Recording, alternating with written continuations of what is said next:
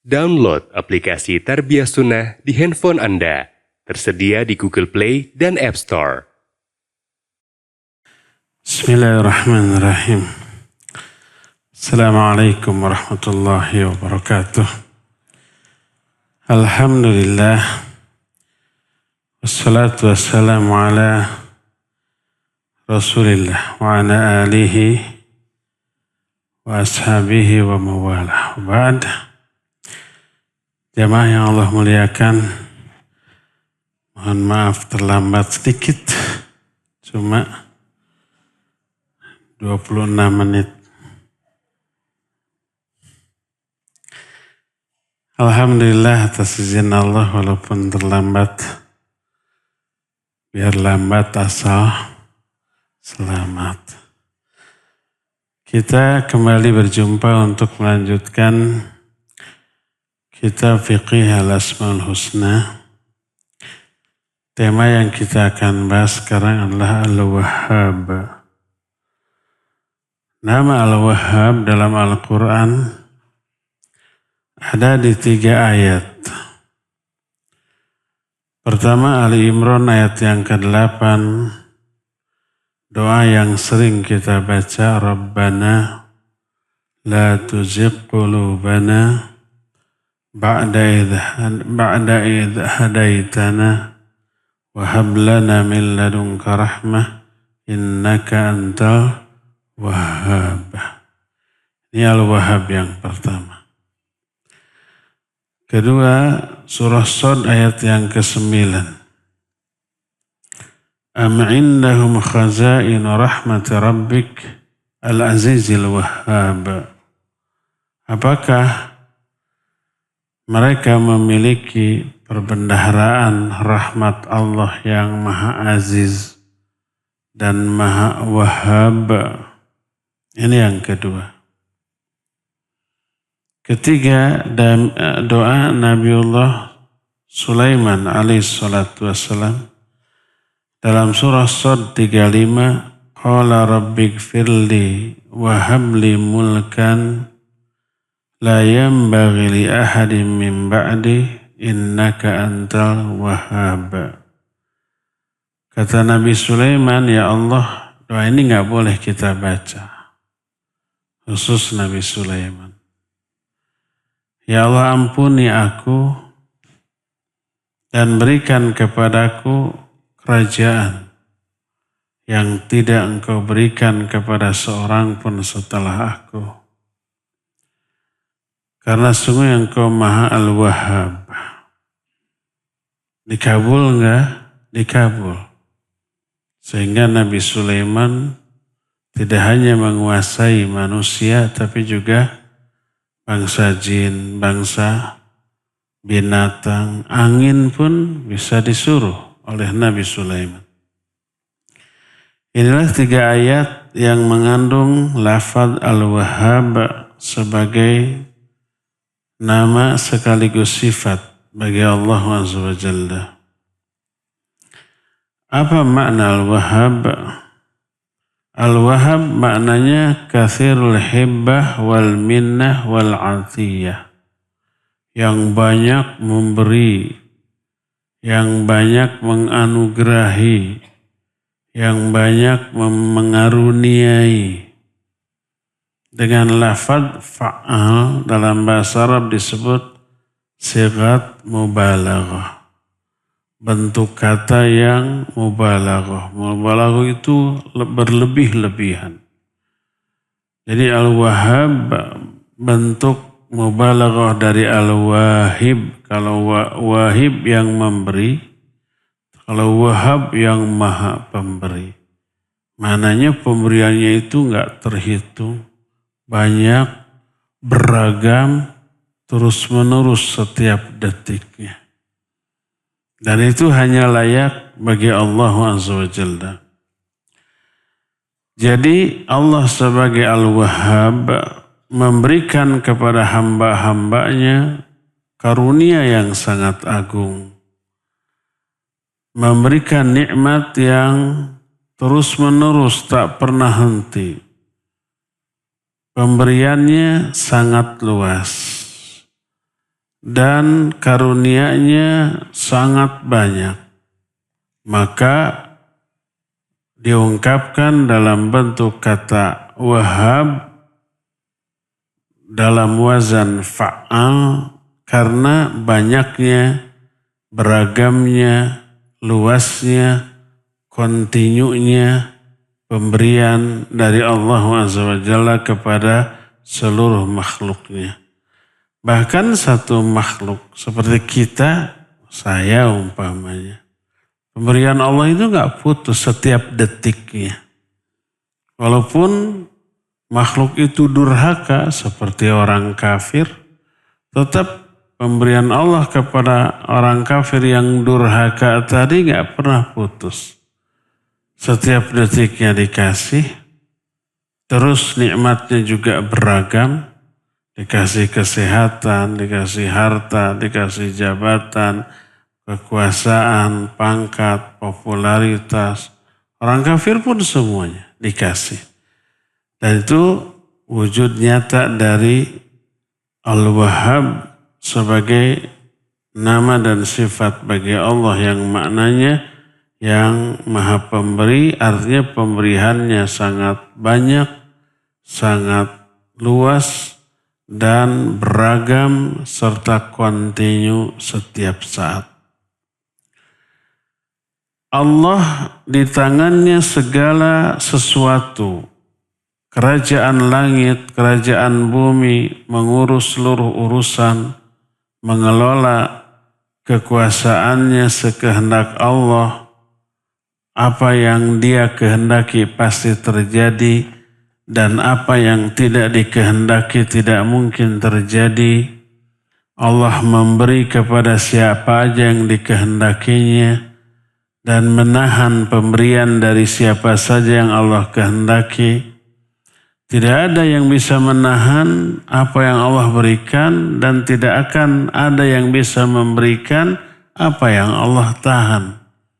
Kalau Allah mau memberikan sesuatu kepada kita, seluruh makhluk di alam jagat raya ini gak akan bisa menghalangi.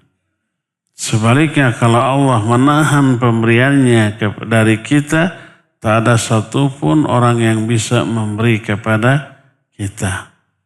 Dalam lafaz yang sering kita ucapkan, la mani'a lima a'taita wa la mu'tiya lima mana'ta. Jadi Allah memberi kepada siapa saja yang Allah kehendaki, dan memberi apa saja yang Allah kehendaki.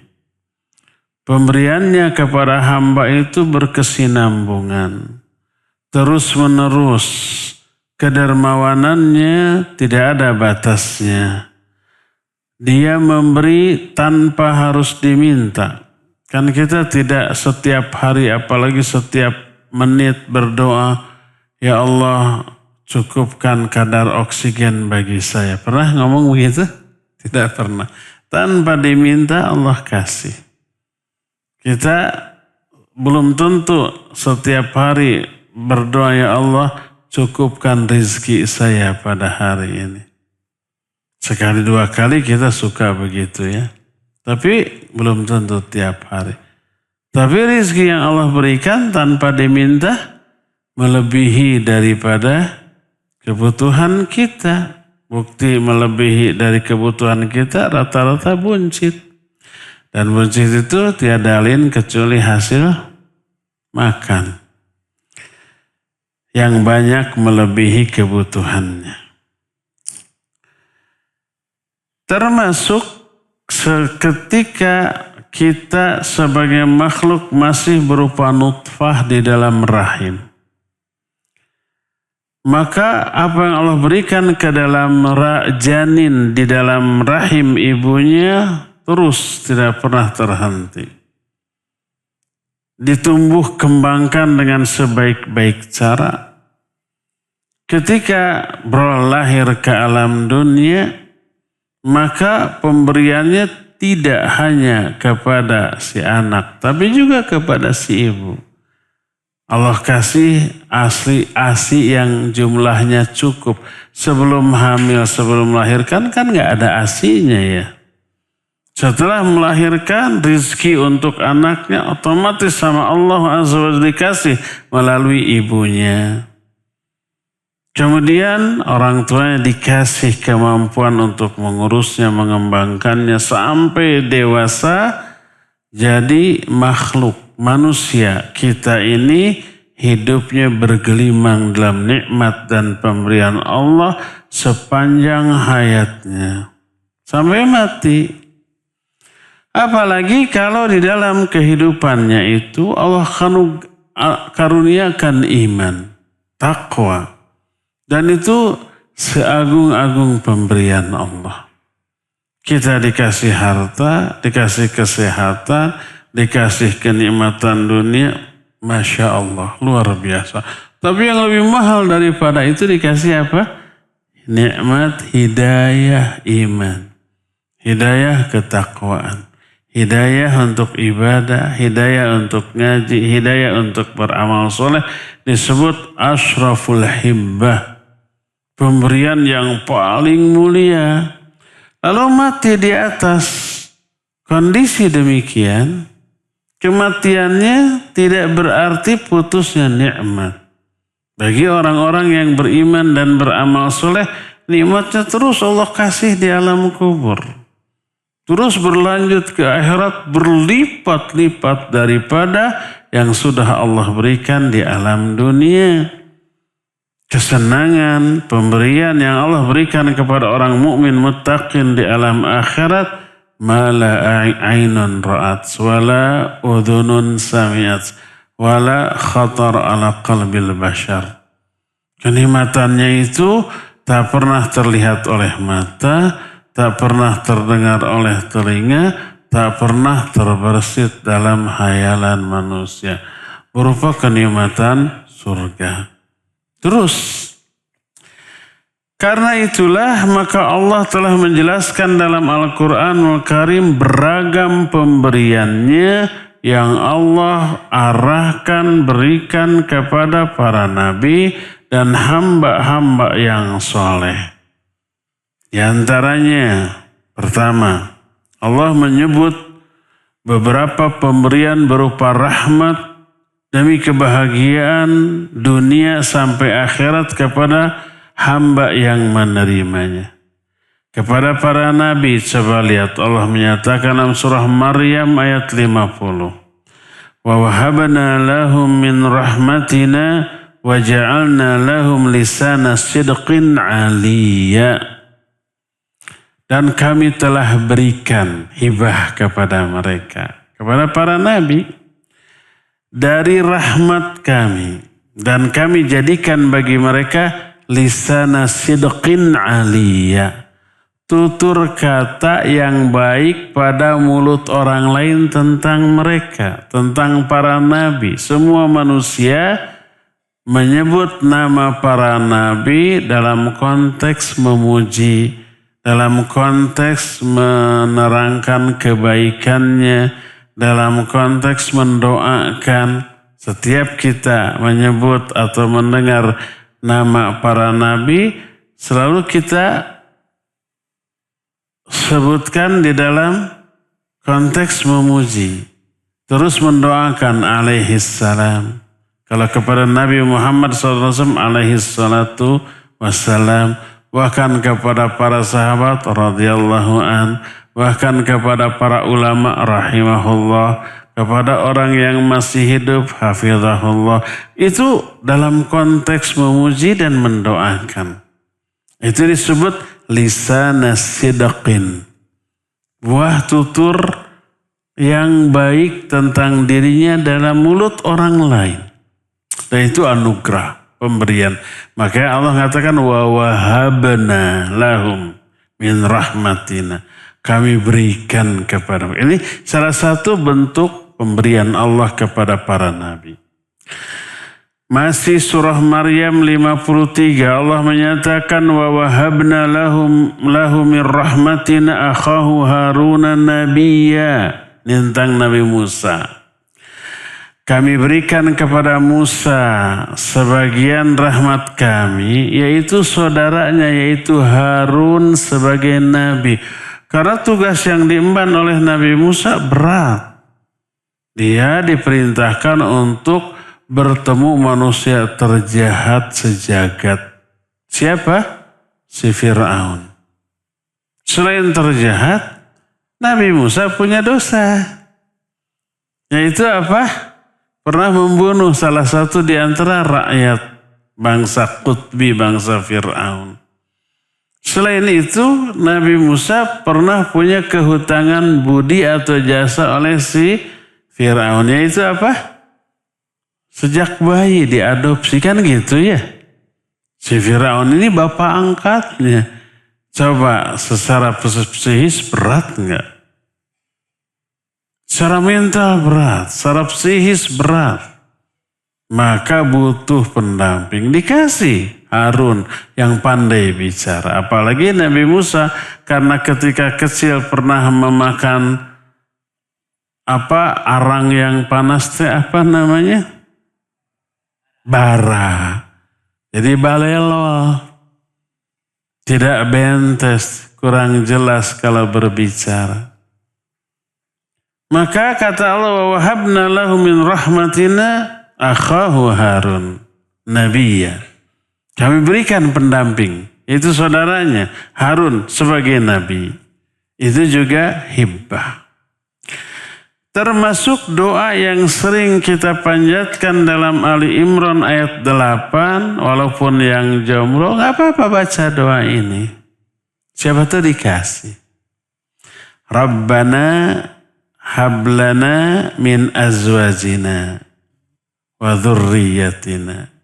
Tapi Ali Imran bukan itu. Rabbana la tuzigh qulubana ba'da idh hadaitana wa hab lana min ladunka rahmah innaka antal wahhab. Ya Allah, jangan Engkau sesatkan hati-hati kami. Setelah Engkau memberikan hidayah kepada kami dan berikan kepada kami rahmat dari sisimu. Karena Engkau Maha Pemberi. Nah, termasuk dalam Asy-Syu'ara ayat 21. Ini tentang masih hibah pemberian yang Allah berikan kepada para nabi berupa ilmu dan kekuasaan. Kata Allah, wa wahabali rabbi hukman wa ja'alani minal mursalin. Dan Allah telah memberikan kepadaku hukman. Hukman ini ilmu, hikmah. Wa ja'alani minal mursalin, dan dia telah menjadikan aku sebagai salah satu di antara para nabi. Itu juga pemberian. Dalam surah Asy-Syu'ara 83 tentang Nabi Ibrahim berdoa, Rabbi habli hukman wa alhiqni bis-shalihin. Ya Allah, berikan kepadaku ilmu dan masukkan aku ke dalam golongan orang-orang yang saleh. Nabi Sulaiman berdoa, wa habli mulkan la yanbaghi li ahadin min ba'di innaka antal wahhab. Ya Allah, berikan kepadaku kekuasaan yang tidak Engkau berikan lagi kepada seorang pun setelah aku, karena sesungguhnya Engkau Maha Pemberi. Ini semuanya pemberian Allah yang luar biasa kepada para nabi. Termasuk anugerah pemberian Allah kepada sepasang suami istri. Diberikan pasangan yang soleh, kalau soleh, atau solihah, diberikan kebahagiaan, kesenangan, ketenangan, kenyamanan, dan anak-anak turunan yang menambah kebahagiaan kehidupan rumah tangga mereka. Allah berfirman dalam Shad 43, kata Allah, wa wahabna lahu ahlahu wa mislahum ma'hum rahmatan minna. Kami berikan kepada dia istri atau pasangan dan diberikan kebahagiaan yang seperti itu bersama mereka, diberikan anak-anak turunan sebagai rahmat dari kami. Nah ini doa yang saya maksud surah Al-Furqan 74. Sering kita baca, saya ulang lagi. Yang jomblo juga boleh baca ini. Siapa tahu dikasih. Yaitu walladzina yaqulun ibadur rahman adalah orang yang selalu berdoa. Rabbana hablana min azwajina wa dhurriyyatina qurrata a'yun waj'alna lil muttaqina imama. Ya Allah, berikan kepada kami azwajina, pasangan-pasangan. Kalau dia lelaki, istri. Kalau dia wanita, kasih suami-suami. Dan anak-anak turunan yang akan menjadi qurrata ayun. Qurrata itu sumber kebahagiaan. Bukan beningnya penglihatan. Bukan makna itu ungkapan saja. Sama dengan dalam bahasa kita. Saya nggak tahu bahasa Indonesia. Bahasa Sunda maka kalau orang bahagia, nggak ada masalah, disebut tiis celi herang mata. Dingin telinga, bening mata. Maknanya telinga nggak mendengar hal-hal yang membuat sumpek, sedih, marah, kesel, mangkal. Yang didengar hanyalah kebaikan, membuat dia nyaman. Tidak melihat apa yang membuat dia emosi, marah, kecewa, enggak. Jadi mata yang dilihat oleh mata enggak menimbulkan masalah, yang didengar oleh telinga enggak menimbulkan masalah. Disebut tiis celi herang mata. Apa bahasa Indonesianya? Dingin telinga, bening penglihatan. Nggak ada tapi di kita ya peribahasa itu. Itu qurrata ayun. Apa yang membuat seseorang bahagia dengan istri dan anaknya? Kalau istri anaknya taat kepada Allah, solih, solihah, ahli ibadah, itu yang bikin adem, ya enggak? Berkata Imam Al-Qurtubi ketika menjelaskan ayat ini, ma syai'un aqarru ala qalbil mu'min min ayyara azwajahu wa dhurriyyatahu muti'ina lillah. Tak ada sesuatu pun yang lebih membahagiakan hati seorang mukmin dibanding melihat istrinya, anak-anaknya taat kepada Allah Azza wa Jalla. Itu yang bikin adem. Bukan dilihat dari kesuksesan anaknya dari aspek duniawi. Hartanya melimpah, banyak, jabatannya tinggi, tapi durhaka. Tapi bikin orang tua kecewa, sedih. Itu bukan qurrata ayun. Jadi berhasil tidaknya seorang orang tua mendidik anaknya itu sejauh mana anaknya menjadi orang taat, orang soleh. Itu ukurannya, bukan sejauh mana anaknya meraih kekayaan atau pendidikan yang tinggi atau jabatan, pangkat, kekuasaan, popularitas. Bukan itu ukuran kebahagiaan. Ada anaknya sukses tapi orang tuanya kecewa. Karena kedurhakaan sang anak kepada orang tua. Demikian juga dalam surah Al-Anbiya 72 tentang masih Nabi Ibrahim alaihissalatu wassalam yang diberikan anugerah pemberian luar biasa. Kata Allah, wa wahabna lahu ishaqa wa yaquba nafilatan wa kullan ja'alna salihin. Kami berikan kepada Ibrahim Ishak dan juga Yakub. Yakub ini anaknya Ishak sebagai pemberian tambahan. Dan kami jadikan mereka semua nabi. Lihat Nabi Ibrahim, anak turunnya nabi. Dari Nabi Ibrahim, Ismail, Ishak dua-duanya jadi nabi. Yakub, terus Yusuf, Ayub, Syu'aib, sampai Harun, Musa, Ilyasa, Zulkifli, Daud, Sulaiman, Ilyas, Yunus, Zakaria, Yahya, Isa. Itu turunan Nabi Ibrahim. Nah, tapi dari garis Ishak. Nabi Muhammad SAW dari garis Ismail. Semua nabi-nabi setelahnya itu turunan Nabi Ibrahim alaihissalatu wassalam. Termasuk Nabi Zakaria. Nabi Zakaria pertama beliau sudah tua. Kedua istrinya mandul. Secara logika gak mungkin punya anak. Tapi apa kata Allah dalam surah Al-Anbiya 90. Nabi Zakaria kan terus-terusan berdoa. Doanya bukan setahun, 2 tahun, puluhan tahun baru diijabah. Kata Allah, fastajabna lahu wa wahabna lahu Yahya wa aslahna lahu zawjah. Dan kami ijabah doa Nabi Zakaria. Kami berikan kepadanya Yahya. Yahya teh anaknya. Dan kami sembuhkan kondisi istrinya. Wa aslahna lahu zawjahu. Istrinya kan mandul, tidak punya anak. Tapi di masa-masa tuanya oleh Allah disembuhkan. Yang memandulkan manusia Allah, yang mencabut kemandulan juga Allah Azza wa Jalla. Allah Maha Kuasa. Ini termasuk wujud nyata sifat wahabnya Allah Azza wa Jalla.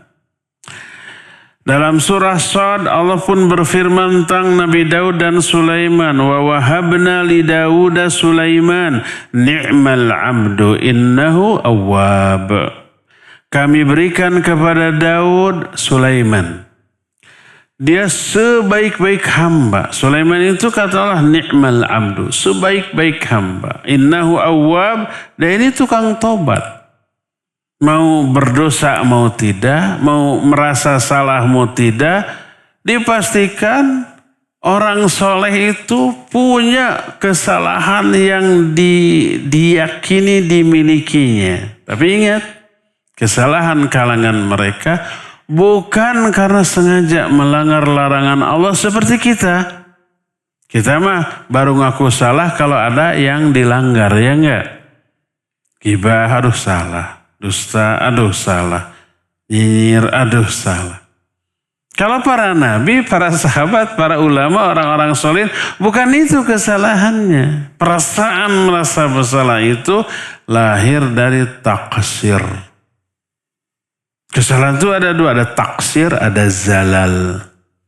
Kalau kita zalal, pakai zai bukan pakai jim.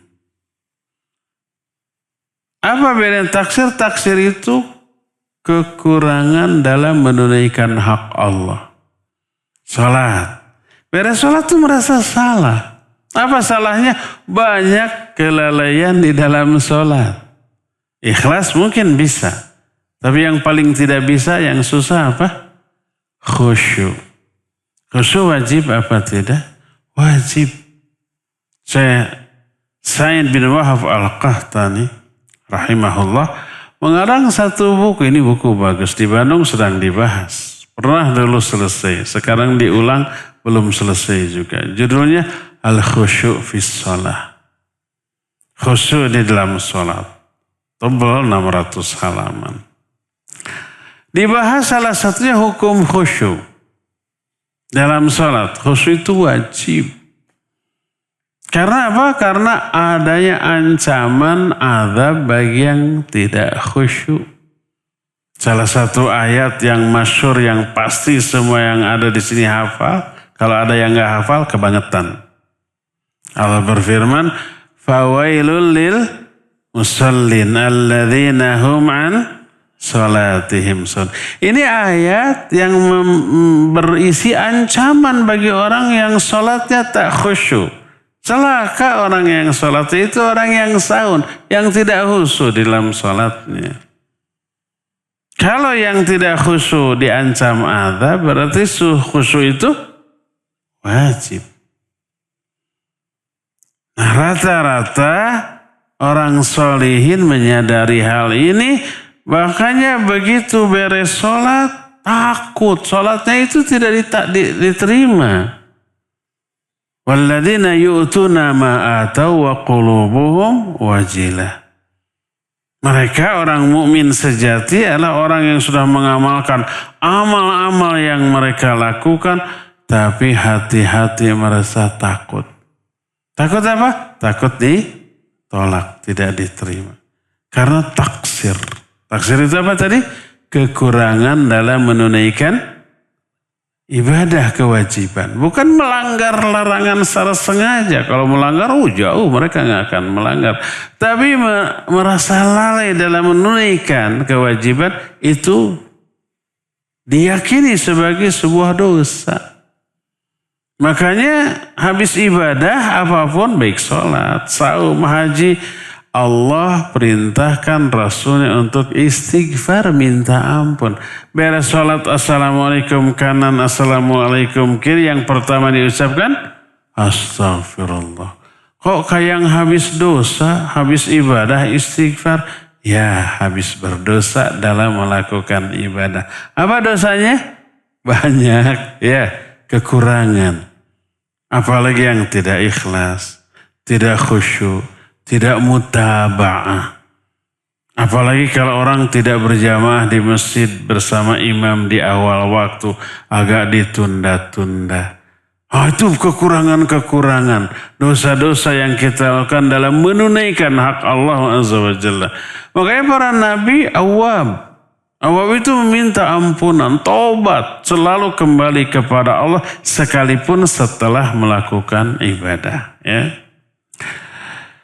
Jadi pemberian Allah itu beragam. Seluruh variasi dari pemberian Allah berada di tangan Allah Azza wa Jalla.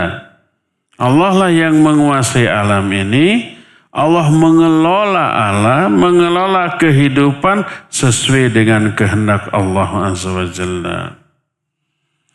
Dalam surah Asy-Syura ayat 49 dan 50 Allah menyatakan, Lillahi mulkus samawati wal ard, yakhluqu ma yasha, yahabu liman yasha'u inatha wa yahabu liman yasha'u dhukura, aw yuzawwijuhum dhukrana wa inatha, wa yaj'alu man yasha'u aqima, innahu alimun qadir.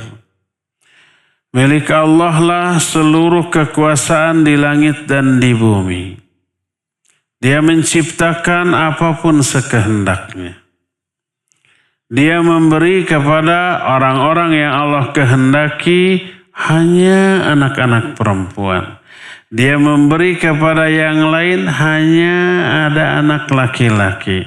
Atau memberi dua-duanya, ya anak laki-laki dan anak perempuan. Dan Allah menjadikan orang-orang tertentu yang Allah kehendaki sebagai akim, mandul, tidak memiliki anak, dan dia maha mengetahui dan maha kuasa. Ada di antara kita anaknya laki semua, ada yang perempuan semua, ada yang lengkap, laki ada, perempuan ada. Saya yang ketiga ini, laki ada 5, ada stok 1 lagi yang belum nikah. Wanita ada 2, ada stok 1 lagi yang belum nikah, si bungsu, ya. Dan ada lagi yang sama sekali nggak punya anak. Dengan hikmah tertentu. Yang diberi syukuri, yang tidak diberi sabari. Dan tidak diberinya itu kebaikan yang Allah berikan kepadanya. Allah Maha tahu kalau orang ini diberi anak berasa berbahaya. Mungkin gak bisa ngurusnya. Mungkin umpamanya ada kendala ini dan itu sehingga madarat. Maka syukuri itu sebagai anugerah yang menyelamatkan kita dari madarat.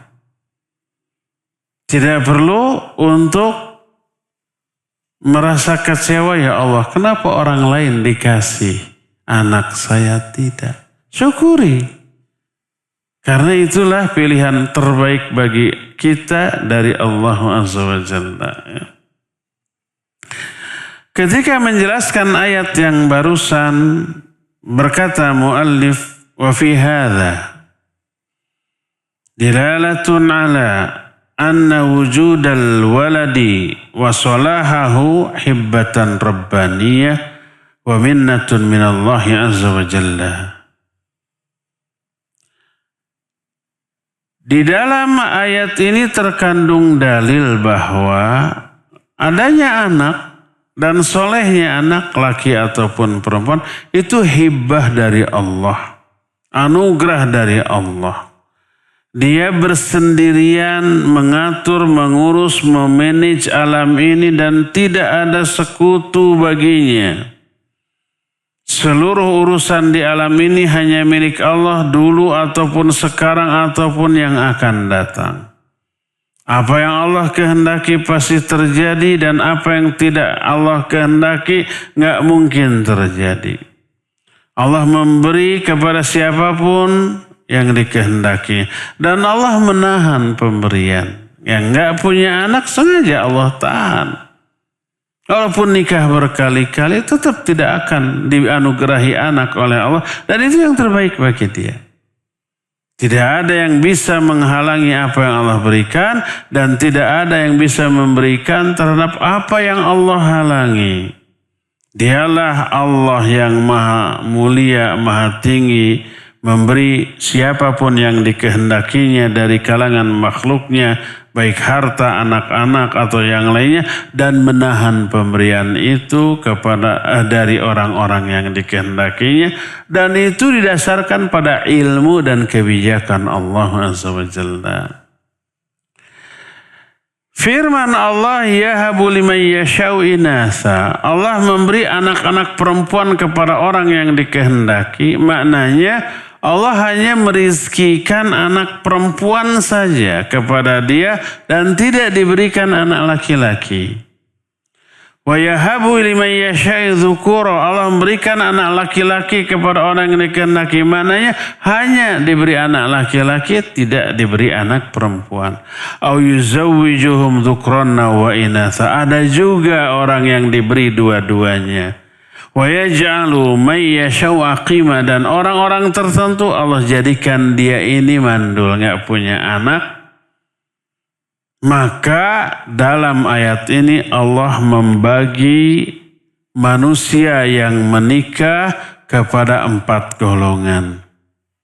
Golongan pertama hanya diberi anak perempuan saja tanpa anak laki-laki. Di sini ada yang punya anak perempuan semua, nggak ada laki-laki.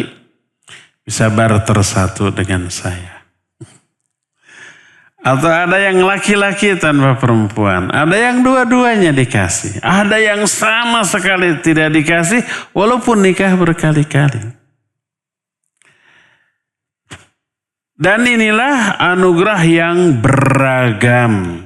Dan ini ayat ini kemudian dijelaskan Imam Ibnu Qayyim rahimahullah dalam kitab Qawaidun Nunniyah dalam bentuk syair-syair gitu, yang menyebutkan 4 golongan manusia yang dianugerahi anak. Ada yang laki-laki aja, perempuan saja, ada yang campur laki perempuan, dan ada juga yang tidak diberi sama sekali.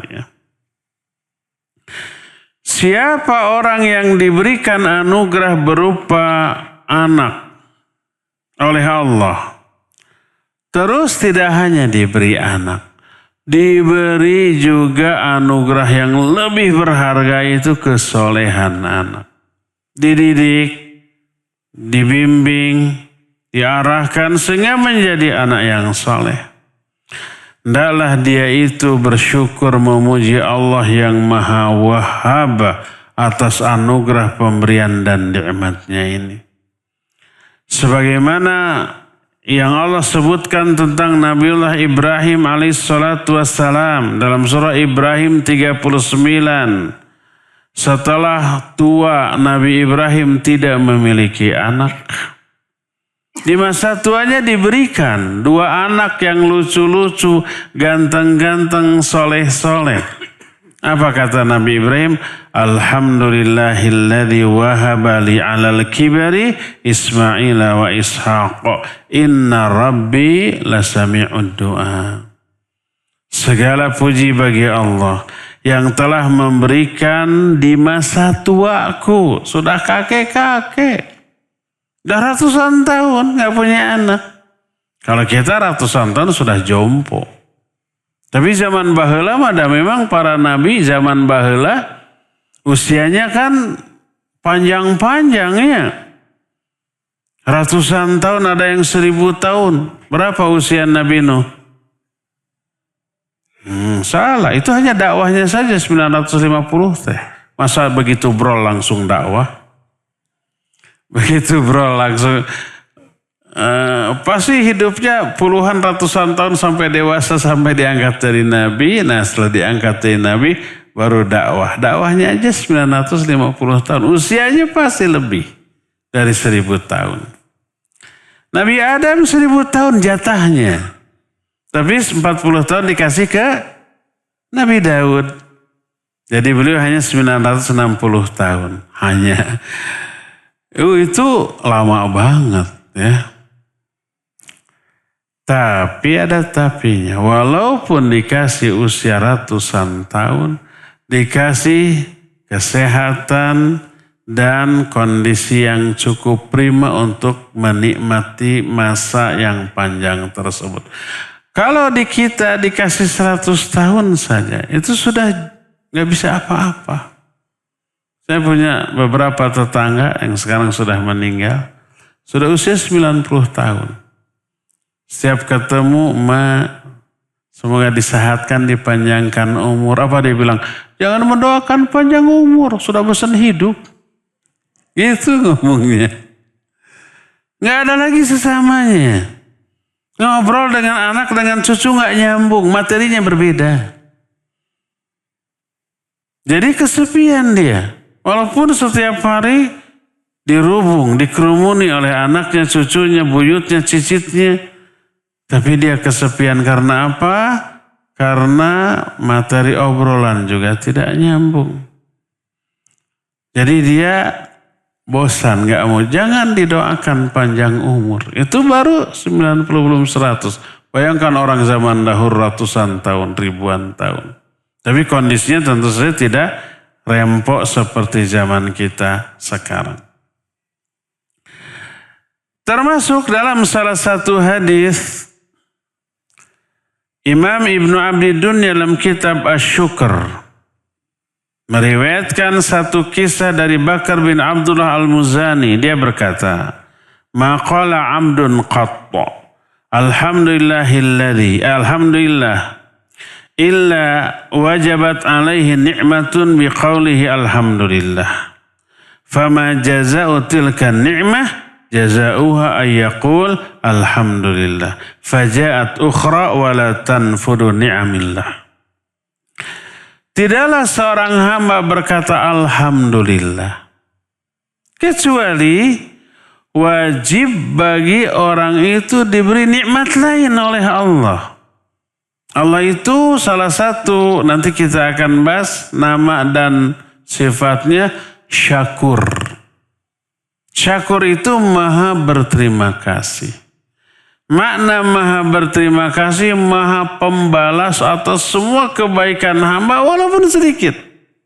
Dan salah satu kebaikan hamba mengucapkan alhamdulillah.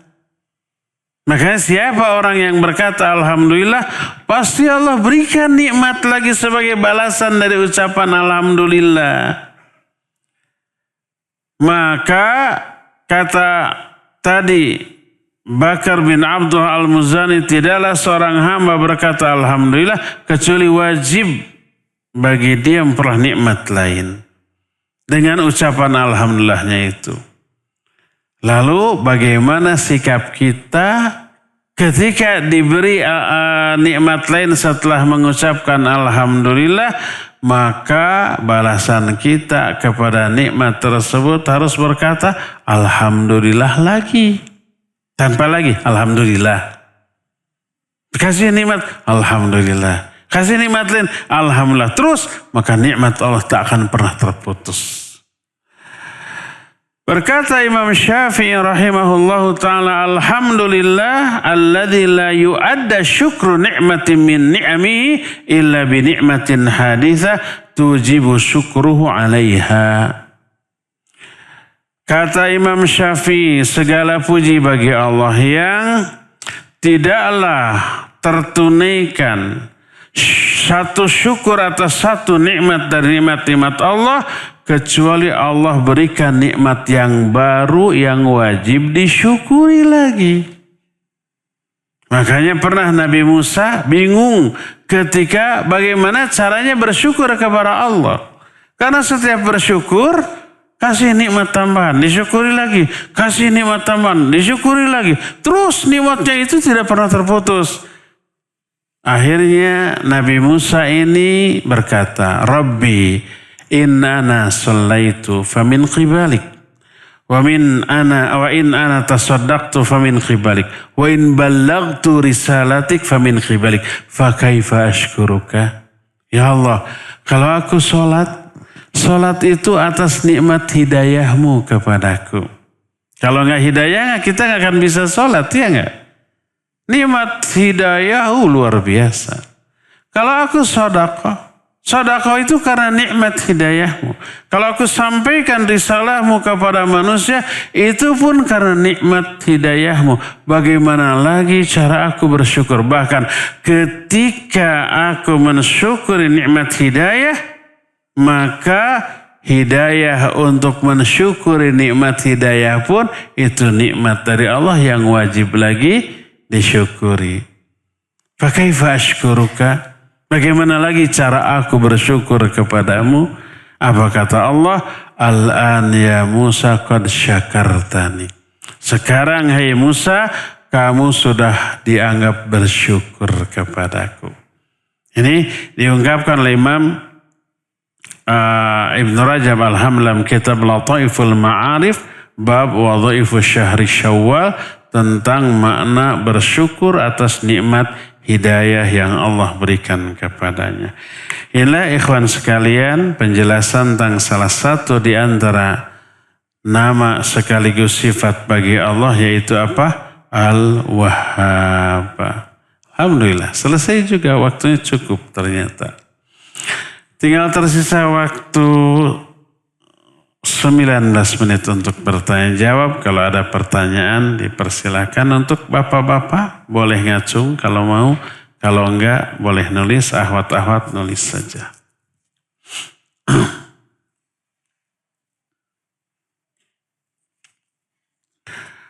Pertanyaan pertama.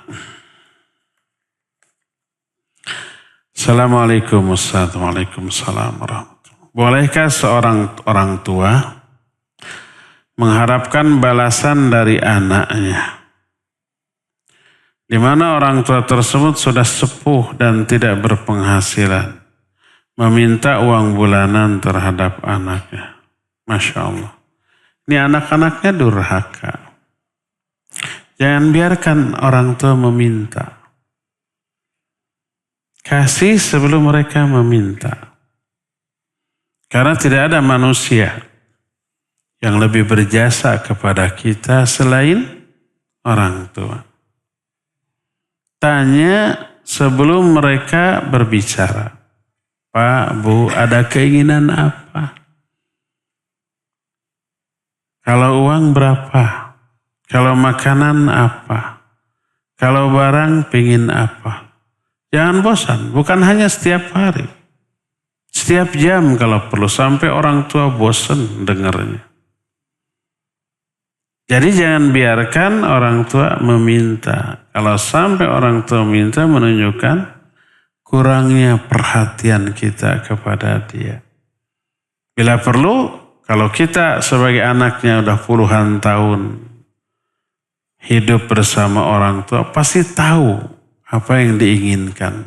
Makanan, barang, atau kepentingan lainnya. Maka belikan, kasih. Walaupun tidak minta, ya. Kadang orang tua itu ada keinginan tapi wegah minta. Akhirnya diem, takut merepotkan. Ingat, kalau ada orang tua sampai takut merepotkan anak, takut anak tidak ridho, takut anaknya marah, takut ketika mau berbicara kepada anaknya segan meminta, menunjukkan itu anak durhaka. Sampai orang tua merasa segan meminta ya. Jangan biarkan orang tua seperti itu. Boleh nggak orang tua sebenarnya? Boleh ya. Kalau umpamanya, nak saya sudah ngidam durian, kasih langsung beli. Pengen durian apa? Simontong, blackthorn, musangking, bawor, atau apa? Pokoknya yang terbaik. Yang manis, yang ininya tebal, yang aromanya menyengat, oh berarti simontong itu. Ada lagi saya mah nggak mau simontong, enak satu juga. Yang manisnya tidak terlalu, jangan terlalu tebal dagingnya, jangan terlalu menyengat. Oh itu blackthorn atau musangking. Kasih. Hafal ya. Semoga yang ada di sini menjadi anak-anak soleh-solihah semuanya. Orang-orang yang berbakti ke orang tua bagi yang masih punya ya. Bagi yang sudah tidak punya, doakan orang tua sesering yang kita bisa. Doakan ampunan, doakan rahmat.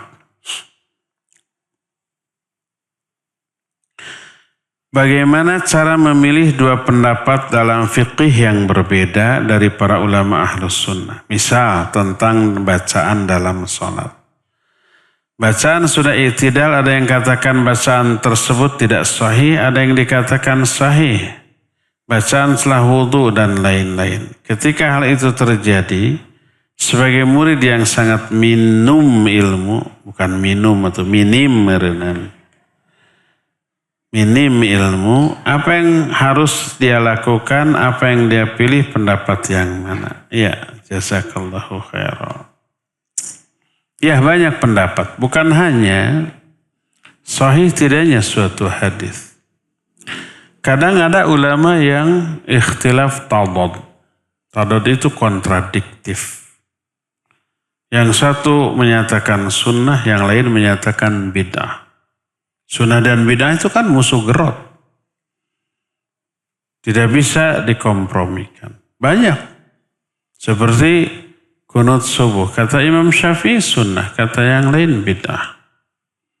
Seperti sedekap sami Allah liman hamidah ke sini. Kata Syekh bin Baz Al-Utsaimin ini sunnah, kata Syekh Al-Albani bid'ah dhalalah. Seperti turun sujud, ada yang dua tangan dulu, ada yang dua lutut dulu. Ya. Dan itu sunnah yang ma'ruf. Di kalangan ikhtilaf yang ma'ruf di kalangan para ulama. Apa yang harus kita lakukan? Yang harus kita lakukan pelajari dalil kedua-duanya semampu kita. Kalau kita sebagai talibul ilm yang berkemampuan memeriksa hadis-hadisnya, periksa. Ini kenapa mensahihkan, itu kenapa mendhaifkan. Kalau ini umpamanya tentang sunnah beda, ini kenapa membid'ahkan, ini kenapa mensunnahkan. Pelajari dalil kedua-duanya. Lalu ambil oleh kita pendapat yang dalilnya lebih kuat daripada yang lain. Itu kita yakini, itu kita terapkan, kita amalkan. Tapi toleran kepada pendapat yang tidak kita ambil, toleran kepada orang yang mengambil pendapat yang berbeda dengan kita. Tidak menyesatkan, tidak membidahkan. Pokoknya kalau ibadah nggak sama dengan saya, sesat, ahli bidah. Nggak begitu. Selama itu diikhtilafkan oleh para ulama. Itu permasalahan yang sangat luas. Ya. Maka dengan seperti adem kita. Danlah sikap para ulama. Makanya walaupun Imam Ahmad dengan Imam Syafi'i bertolak belakang dalam kunut subuh, ketika bertemu nggak berantem. Imam Abu Hanifah menyatakan kunut subuh bid'ah. Imam Syafi'i berkunjung ke madrasahnya Imam Abu Hanifah. Imam Abu Hanifah sudah meninggal. Tapi murid-muridnya ada. Senang kedatangan Imam Syafi'i. Tapi nanti waktu sholat subuh pasti beliau kita perintahkan jadi imam. Gimana nih? Pasti beliau kunut. Diskusi. Kesimpulannya kalau imam kunut kita ikut kunut. Berdasarkan keumuman hadis, innama ju'ilal imamu liyutamma bi. Imam itu dijadikan untuk diikuti. Kata Syekhul Islam Ibn Taimiyah, orang yang sangat saklek keras terhadap kebidaan, ini hadis tentang sholat berjamaah. Kalau imam dan makmum berbeda, makmum harus ikut gerakan imam. Dan dalilnya banyak, walaupun menurut keyakinan si makmum, imam ini melakukan kebidahan. Tapi selama dia jadi imam, ikuti. Contoh yang nyata adalah bid'ah marwaniyah. Marwan bin al-Hukam itu kan penguasa.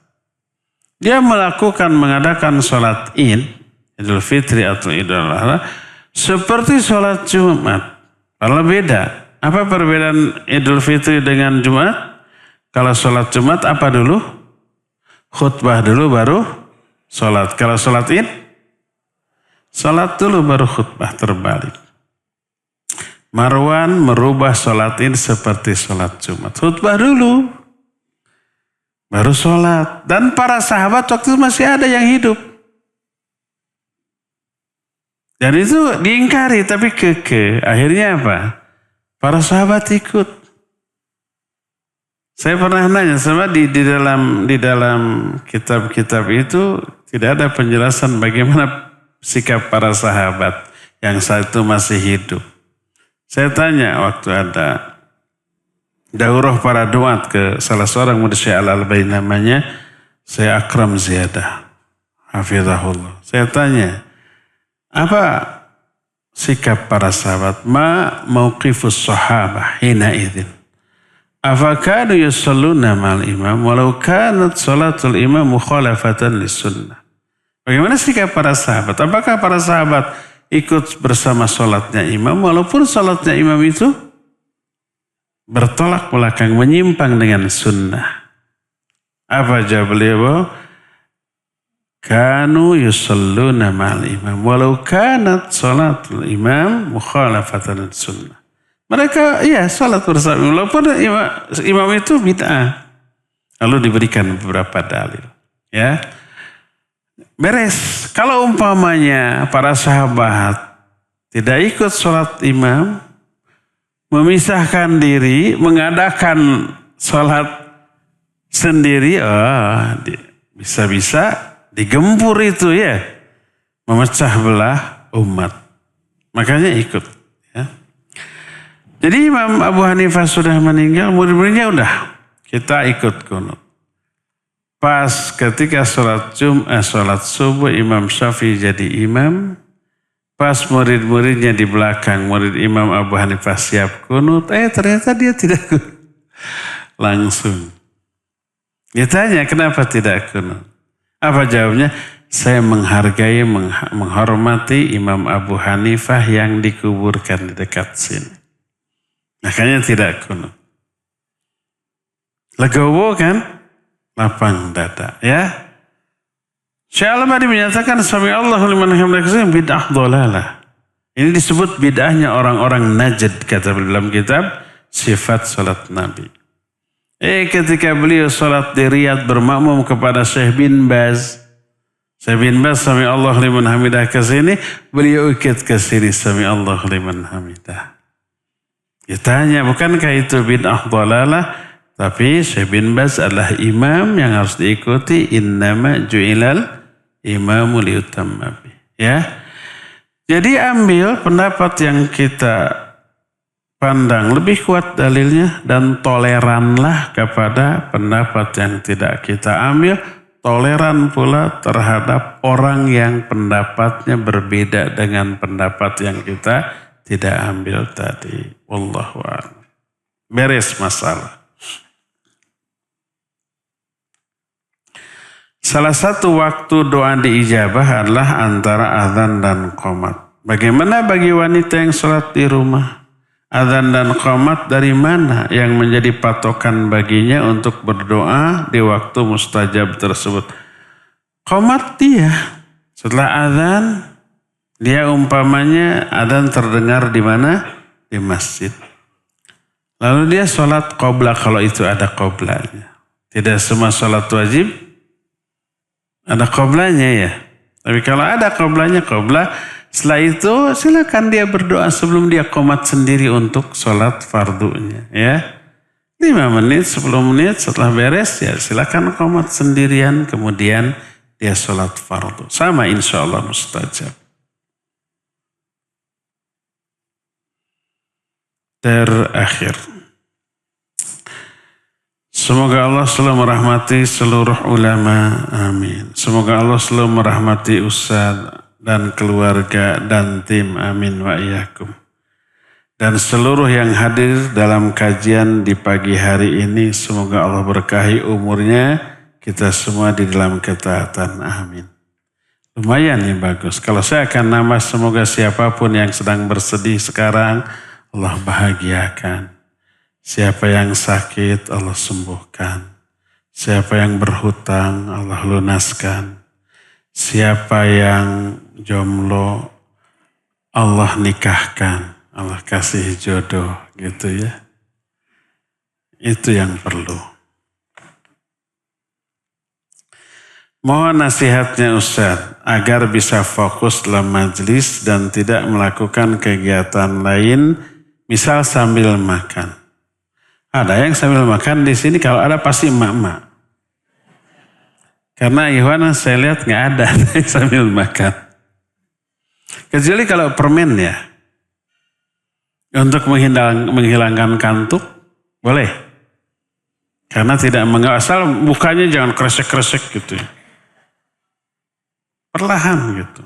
Dulu para ulama ketika belajar saking nggak ingin mengganggu gurunya, itu membuka lembaran kertas bukunya aja sampai diusahakan tidak bunyi. Tidak brok-brok gitu. Apalagi ngupas permen. Ada plastiknya kan? Ya. Nah, untuk menghilangkan kantuk boleh. Nah, kita para duat, para ustadz, kalau ada daurah dengan masyayikh, itu di meja itu disiapkan permen. Karena tahu ketika mendengar suka ngantuk. Termasuk saya, iya. Mengganding kalau daurah itu kan ada berapa 2 row itu apa? 2 baris. Itu sudah ada namanya itu. Gak boleh ditempati orang. Nama-nama baris ketiga keempat bebas gitu. Ya, ada nama saya di sana. Di depan saya banget. Aduh, ngantuk tuh kesorot banget. Jadi, dan gak bisa pindah ke belakang. Jadi permen, boleh. Tapi pelan, jangan sampai menimbulkan suara. Dan jangan kelihatan sama saya, nanti oleh saya diperhatikan. Di bawah meja. Terus pura-pura, padahal makan. Padahal makan. Pasti ibu-ibu ini. Agar bisa fokus dalam majlis dan tidak melakukan kegiatan lain, misal sambil makan. Jangan makan bakso. Jangan gitu atau mak ya. Bikin iri ini laporan bukan pertanyaan. Intinya ini kan mohon nasihat, bukan mohon nasihat, mohon tegur tuh mak ada yang makan gitu. Semoga ini yang terakhir, tidak ada lagi laporan seperti ini. Cukup ya sampai di sini. Semoga Allah pertemukan kita kembali di bulan yang akan datang. Subhanakallahum bihamdik asyhadu an la ilaha illa anta astaghfiruka wa atubu ilaik walhamdulillahi rabbil alamin. Assalamualaikum warahmatullahi wabarakatuh.